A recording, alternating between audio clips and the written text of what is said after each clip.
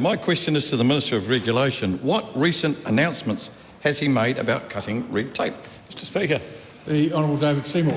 Thank you, Mr Speaker. On the 27th of February in the mighty Invercargill, Ministers Penny Simmonds, Andrew Hoggart and I released the findings from the Ministry for Regulation's review into agricultural and horticultural products.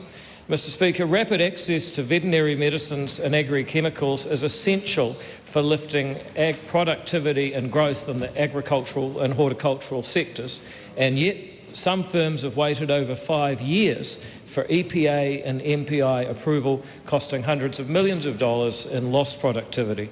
The review has made 16 recommendations to improve the HASNO and ACVM processes, which Cabinet has accepted. EPA and MPI have begun implementation, and the two ministers responsible expect to get it done very quickly. Supplementary. What are the potential economic benefits of improving access to regulated agricultural and horticultural products in New Zealand for these products? Mr Speaker, the costs of getting this wrong, as we have been, are substantial. The Sense Partners, an economic consultancy, estimate that halving approval times for agricultural products could lift productivity in the sector by $272 million. Conversely, losing EU market access for fruit and vegetables due to delayed product approvals as the EU moves on with its standards and our farmers and horticulturalists can't get the right products, that is estimated to risk $250 million loss, Mr Speaker.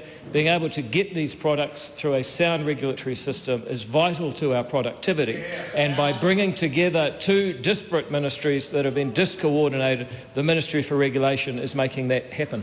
It's a very, very long answer. Honourable Penny Simmonds. Thank you, Mr Speaker. To the Minister, what particular recommendations did the review make regarding the approval process under HASNO? Well, the review identified reducing the backlog of EPA assessments as a high priority. Setting robust targets to accelerate assessments and reduce the queue is a key recommendation. Increasing the use of group standards and rapid equivalence pathways will also accelerate approvals. I would like to thank the Minister Penny Simmonds and her officials for their work throughout the review and now in implementing these recommendations quickly. Supplementary. The Honourable Andrew Hoggart. What particular recommendations did the review make regarding the approvals process under the ACVM? Mr Speaker, although smaller... What's the ACDM? I hate acronyms. Animal compound... Cultural compounds and veterinary medicines. Easy to say. Carry on. Mr Speaker, at the risk of lengthening my answer, I will read out all of the acronyms in full. While smaller than the Environmental Protection Authority's backlog, the Agricultural Compounds and Veterinary Medicines queue also requires improvement.